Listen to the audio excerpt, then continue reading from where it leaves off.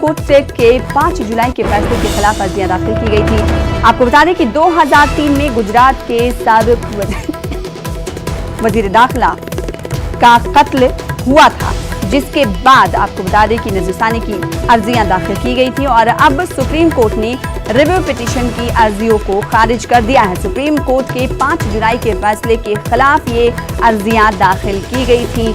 आपको बताते हुए चलें कि गुजरात में 2003 में साबिक वजीर दाखिला का कत्ल हुआ था, जिसके बाद काफी दिनों तक ये मामला चलता रहा और कोर्ट के फैसले के खिलाफ नजरसानी की अर्जी दाखिल की गई थी और उस अर्जी को सुप्रीम कोर्ट ने आज खारिज कर दिया है। तो सुप्रीम कोर्ट के 5 जुलाई के फैसले के खिलाफ ये अर्जियां दाखिल की गई थी। 2003 में गुजरात के वजीर दाखिला का कत्ल हुआ था, जिसके बाद काफी सालों तक ये मामला अदालत में चलता रहा और फिर सुप्रीम कोर्ट ने 5 जुलाई को एक फैसला सुनाया और सुप्रीम कोर्ट के 5 जुलाई के उसी फैसले के खिलाफ अर्जियां दाखिल की गई थी। नजरसानी की अर्जी दाखिल की गई थी, जिसे सुप्रीम कोर्ट ने खारिज कर दिया है।